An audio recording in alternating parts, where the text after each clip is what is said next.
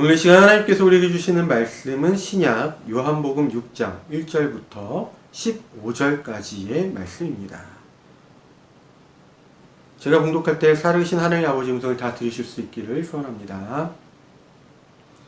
그 뒤 예수께서는 갈릴레아 호수 곧 티베리아 호수 건너편으로 가셨는데 많은 사람들이 떼를 지어 예수를 따라갔다. 그들은 예수께서 병자들을 고쳐주신 기적을 보았던 것이다. 예수께서는 산등성리에 오르셔서 제자들과 함께 자리 잡고 앉으셨다. 유다인들의 명절인 과일절이 이제 얼마 남지 않은 때였다. 예수께서는 큰 군중이 자기에게 몰려오는 것을 보시고 필립보에게 이 사람들 다 먹일 만한 빵을 우리가 어디서 사올 수 있겠느냐 하고 물으셨다. 이것은 단지 필립보의 속을 떠보려고 하신 말씀이었고 예수께서는 하실 일을 이미 마음속에 작정하고 계셨던 것이다. 필립보는 이 사람들에게 빵을 조금씩이라도 먹이자면 200데나리온어치를 사온다 해도 모자라겠습니다 하고 대답하였다. 제자 중에 하나이며 시몬 베드로의 동생인 안드레아는 여기 웬 아이가 보리빵 5개와 작은 물고기 2마리를 가지고 있습니다마는 이렇게 많은 사람에게 그것이 무슨 소용이 되겠습니까? 하고 말하였다. 예수께서 그들에게 사람들을 모두 앉혀라 하고 분부하셨다. 마침 그곳에는 풀이 많았는데 거기 앉은 사람은 남자만 약 5,000명이나 되었다. 그때 예수께서는 손에 빵을 드시고 감사의 기도를 올리신 다음 거기에 앉아있는 사람들에게 달라는 대로 나눠주시고 다시 물고기도 그와 같이 하여 나눠주셨다. 사람들이 모두 배불리 먹고 난 뒤에 예수께서는 제자들에게 조금도 버리지 말고 남은 조각을 다 모아드려라 하고 이르셨다. 그래서 보리빵 5개를 먹고 남은 부스러기를 제자들이 모았더니 12광주리에 가득 찼다. 예수께서 베푸신 기적을 보고 사람들은 이분이야말로 세상에 오시기로 된 예언자이시다 하고 저마다 말하였다. 예수께서는 그들이 달려들어 억지로라도 왕으로 모시려는 낌새를 알아채시고 혼자서 다시 산으로 피해 가셨다. 아멘. 주님께서 주시는 말씀입니다. 오늘 본문 말씀은 예수님의 사역이 영적인 것에 한정된 것이 아니라 반드시 현실적인 것도 포괄했던 것임을 우리에게 일깨워주면서도 주님께서 하실 일 앞에서는 믿음에 근거한 사고방식을 가질 줄 알아야 한다라는 것, 그리고 내 필요를 채우시는 주님에 대한 경험에서 주님의 필요를 헤아릴 줄 아는 신앙의 성숙으로 나아가야 한다는 것을 우리로 하여금 생각해 보게 합니다. 제가 볼 때 오늘 우리에게 주어진 복음서의 말씀에는 생각해 볼 만한 여러 지점들이 있다라고 생각이 됩니다. 그래서 오늘은 말씀을 순서대로 따라가면서 우리가 생각해 볼 만한 지점들을 하나둘씩 살펴보고자 해요. 예수께서 많은 사람들을 먹이셨던 기적의 무대는 갈릴리 지역의 호숫가 근처였습니다. 유대 역사가인 요세푸스에 의하면 그는 갈릴리 사람들을 일컬어서 이렇게 말했습니다. 언제나 수가 많고 호전적이었다라고 말이죠. 그가 말한 대로 갈릴리 사람들의 이러한 특징은 갈릴리 지역의 대부분이 산악지대인데다 바위투성이인 까닭에 경작하기 힘든 지형적 환경에서 어느 정도 비롯된 것일 수도 있습니다. 하지만 그것은 과거로부터 숱한 외부의 지배자들의 통치를 겪어야 했던 그들의 역사에서 비롯된 것이기도 하죠. 그래서 갈릴리 사람들은 그 시대의 지배자들에 대해 다른 지역의 사람들보다는 훨씬 더 독립적이었습니다. 이것을 다른 말로 하자면 지배자들에게 통치하기 성가신 존재들이었다라는 말이기도 합니다. 헤롯과 로마의 통치, 그리고 거기에 기생하는 귀족들의 착취 때문에 가뜩이나 독립적인 갈릴리 사람들은 반란을 일으키거나 산으로 도망가서 도적대가 되는 일들이 많았습니다. 하지만 이러한 시도들은 로마의 대규모 군대에 의해서 잔인하게 진압되곤 했죠. 예수께서 갈릴리 지역에서 하나님 나라의 복음을 전파하시던 당시의 배경이 바로 이와 같았습니다. 여기저기에 극심했던 도적대들의 출현과 점점 더 피폐해지는 촌락민들의 삶, 그것으로 인한 더욱 큰 독립의지와 고조된 반 로마와 반 헤롯 정서 등 말입니다. 이런 상황에서 예수님은 그 지역 사람들에게 하나님 나라의 복음을 전하시고 그들의 병을 고치시고 그들을 먹이신 것입니다. 예수님의 행보가 이러하니 마치 목자 없는 양과도 같았던 그들이 예수님을 의지하고 따라다니지 않을 수 없었던 것입니다. 그리고 기적이 일어난 그날도 예수님 주변으로는 그렇게 모여든 수많은 사람들로 북적대고 있었죠. 예수께서는 그분에게 모여든 수많은 사람들을 보시고 우선 그들을 배불리 먹여야겠다라고 생각하셨습니다. 예수께서 이렇게 생각하신 데에는 그분이 그분을 따라오는 사람들이 처한 삶의 현실을 아주 잘 알고 계셨고 또한 저들을 불쌍히 여기셨기 때문입니다. 예수님을 따라서 산등성이에까지 따라왔던 사람들의 대부분은 로마와 헤롯 정부에 의해서 보호받지 못하는 헐벗고 굶주린 사람들이었으니까요. 우리가 흔히 예수님의 사역을 영적인 것으로 축소해서 받아들이는 경향이 있습니다. 이런 경향이 어디에서부터 생겨난 것인지 잘은 모르겠지만 최소한 오늘 본문의 이야기를 통해서만 보더라도 예수님의 사역을 영적인 것으로 축소해서 이해하는 것은 예수님의 사역에 관해서 잘못 이해한 것임을 알 수가 있죠. 이 세상에서 먹고 사는 것은 예수님께서도 중요하게 보시는 것이었습니다. 예수님은 그분께 나오는 사람들을 보시며 그들의 영적인 필요를 먼저 채워주시려고 하신 것이 아니라 먹고 사는 것, 생존의 필요를 생각하셨습니다. 사람은 먹는 것만으로는 살 수 없지만 먹지 않고는 살 수 없습니다. 당시 예수님을 찾아왔던 사람들에게는 먹는 것이 현실적인 필요였습니다.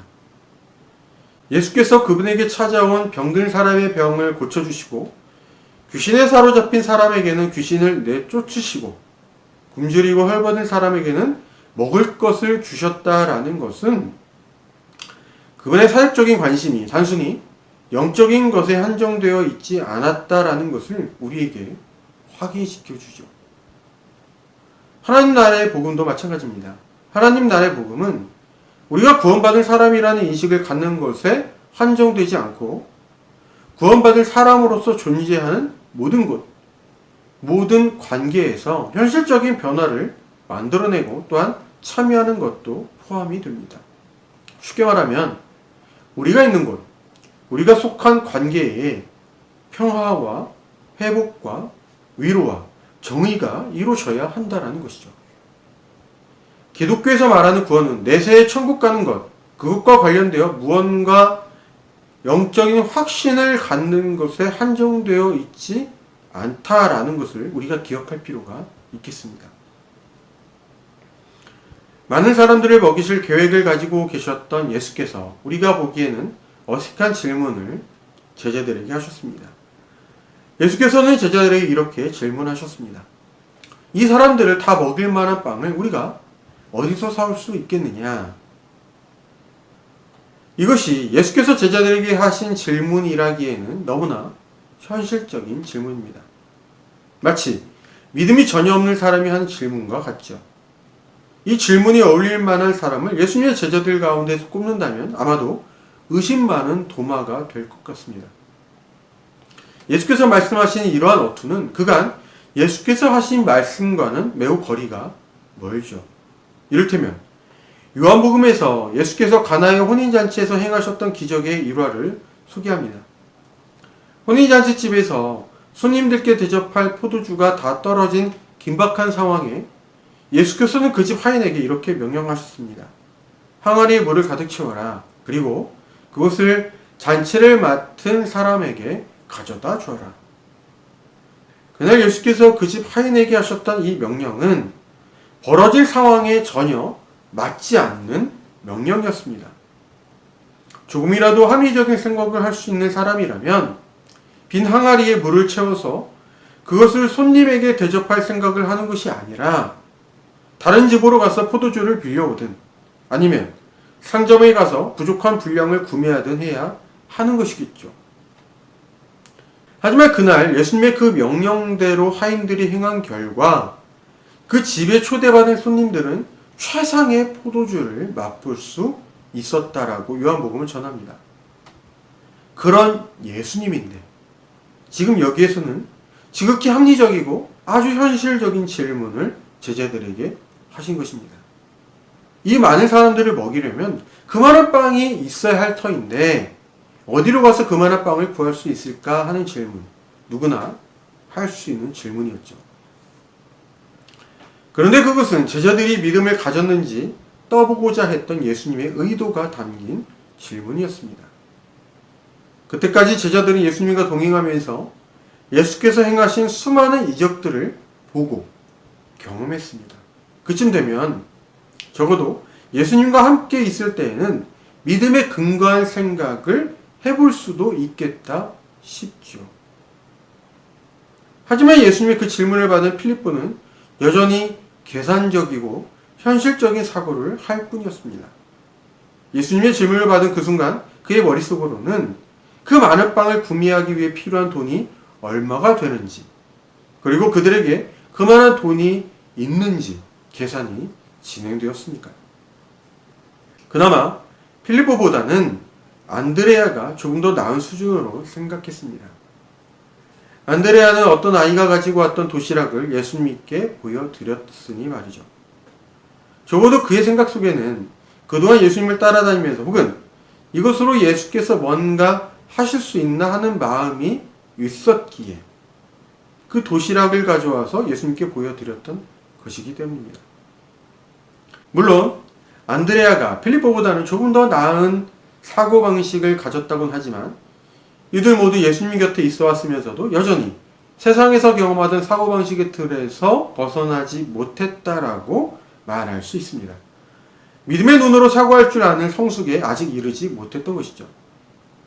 하지만 어디 예수님의 이 두 제자들에게만 이러한 미숙함이 해당이 되겠습니까? 오늘의 우리에게도 보이는 모습입니다. 주님께서 우리에게 무언가를 요구하실 때 우리는 우리가 가진 것들이 주님께서 하실 일에 얼마나 대단하게 사용될지 혹은 얼마나 사소한 것인지 미리 계산해 보곤 하니까요. 우리가 살아가는 현실 세계의 생방식이 그러하기 때문입니다. 우리가 상식을 가지고 있고 이성적으로 사고하면서 사는 것은 우리의 삶뿐만이 아니라 타인의 삶에 있어서도 매우 유익합니다. 예측이 가능하기 때문이죠. 하지만 주님께서 하실 일에 있어서 우리는 믿음으로 사고할 줄도 알아야 합니다. 내가 가진 것이 세상의 셈 방식으로 보자면 지극히 보잘것없는 것이라고 하여도 그것이 주님께 드려지면 그 다음은 주님께서 알아서 하실 일입니다. 본문의 이야기에서 수많은 사람들을 배불리 먹일 수 있었던 것은 많은 빵을 살 수 있었던 돈이 아니라 어린아이가 가져온 작은 도시락 하나였다는 것을 우리가 기억할 필요가 있겠죠. 예상치 못한 기적을 경험한 그날 거기에 있던 사람들은 그 기적을 행하신 예수님을 왕으로 세우고자 했습니다. 왕이나 지도자들이 민중의 삶을 지켜주고 보살펴주지 않는 현실이었으니 자신들의 필요를 기적적으로 채워주는 예수님에게 그들의 마음이 열리지 않을래야 않을 수 없었던 것이죠. 특히나 지배층에 대한 반감과 독립의지가 강렬했던 갈릴리 사람들이었으니 예수님을 왕으로 추대해서 유다의 독립과 번성을 기대해 봄직도 했었겠습니다. 그런데 그것은 예수께서 기대하신 바가 아니었습니다. 유다의 정치적인 해방자, 정치적 메시아가 되는 것은 예수께서 그들에게 기대하신 것이 아니었습니다. 사실상 예수께서 그분을 억지로라도 왕으로 추대하려던 사람들을 피해서 산으로 가시면서부터 예수님과 그분을 왕으로 추대하고자 했던 지지자들 사이에 분리가 시작되었습니다. 예수께서 그들에게 기대하신 것은 세상의 지배자와 피지배자를 낳는 구조 속에서 생각이 속박되어 살아가는 것이 아니라 그 모든 것을 뛰어넘어서 하나님의 통치를 따라서 살아가는 삶이었습니다. 그들이 예수님을 통해서 배불리 먹을 수 있었던 이적은 하나님께서 그들에게 주신 것이었죠. 하나님을 바라보며 믿고 의지하는 삶을 살아가는 것, 그분의 뜻에 순종하면서 살아내는 삶은 그들이 로마의 지배를 받거나 혹은 로마로부터 해방되거나 하는 현실에 제한받는 삶이 아닙니다. 오늘 우리 시대로 말하면 우리가 한국인이거나 미국인 혹은 중국인, 아랍인 등의 인종에 관계없이 혹은 어느 국가에서 거주하는가와 관계없이 하나님을 바라고 믿고 의지하면서 그분의 뜻에 순종하면서 살아가는 것이 곧 예수께서 기대하시는 삶이라고 표현할 수 있습니다. 사람들이 예수님을 통해서 배불리 먹을 수 있었고 예수님을 통해서 병을 고침받았기 때문에 예수님의 왕으로 추대하고자 했다는 것에는 그들의 필요를 지속적으로 예수께서 채워주시기를 바라는 마음이 들어있습니다. 그들의 왕이 되신 예수님께서 앞으로도 그들의 배를 채워주시고 그들의 병을 고쳐주실 것을 예수님께 기대한다는 것이죠. 이런 측면에서 보면 예수께서 왕이 되어야 하시는 것은 그분을 따르는 사람들이 그들의 필요를 채워야 하는 수단에 지나지 않습니다. 내 필요를 해결하기 위해 예수님을 믿고 따르는 것, 바꿔 생각해보면 나의 필요가 예수님에게서 해결되지 않는다면 예수님을 믿고 따르는 일 또한 저버릴 수 있겠다 싶습니다. 물론 우리가 예수님을 믿고 따르면서 우리의 필요가 해결되면 참 좋지요. 하지만 우리의 신앙이 예수께서 우리의 필요를 돌보시고 채워주시는 것을 경험하는 것으로서 첫 발을 떼는 것일 수는 있어도 그것이 신앙의 전 과정은 아닙니다. 우리의 필요로 처음에는 예수님을 불렀다고 하더라도 신앙의 성숙은 점차 거기에서 우리를 필요로 하시는 예수님의 부르심을 듣고 따라가는 데 있습니다. 나의 필요가 아니라 예수님의 필요를 볼 줄 아는 사람으로서의 성숙이 성도의 삶에서 경험되어야 한다는 것이죠. 예수님의 필요는 단순합니다. 우리가 하나님을 바라보고 믿고 의지하는 것입니다. 우리가 거기에 익숙해질 때 우리는 나만이 아니라 나와 너가, 우리가 더 나은 삶을 누릴 수 있게 됩니다. 왜냐하면 결국 하나님은 우리 모두가 서로 사랑하면서 살아가기를 바라고 계시니까요.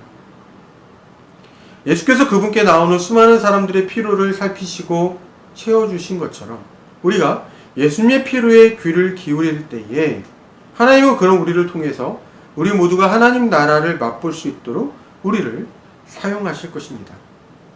부디 저를 비롯한 우리는 교회 모든 성도들이 더 나아가 이 세상의 모든 교회의 성도들이 하나님을 바라보고 믿고 따라가는 삶을 통해서 현실을 변혁시키시는 하나님 나라의 변화를 맛볼 수 있게 되기를 빕니다. 기도하겠습니다. 하나님 아버지, 저희가 주님께로부터 받은 은혜를 깊이 생각하여 저희가 주님에게서 떨어지지 않도록 인도하여 주십시오. 주님을 아는 지식이 저희의 사고방식과 삶을 통해 실현될 수 있도록 저희에게 깨닫는 마음과 믿음의 용기를 더하여 주십시오. 주님께서 저희를 부르실 때 순응하는 마음을 갖게 하시고 그렇게 저희가 주님의 일을 보고 경험할 수 있도록 도와주십시오. 저희를 통해 이 사회와 이 세상이 조금 더 나은 사회와 세상이 될 수 있게 하시고 그 안에서 이루어지는 하나님 나라로 인하여 기뻐하는 마음을 갖게 하여 주십시오. 언제나 어디에서나 성령님을 통하여 저희 곁에 또 저희 안에 계시며 저희와 함께 하시는 예수님의 이름으로 기도드립니다. 아멘.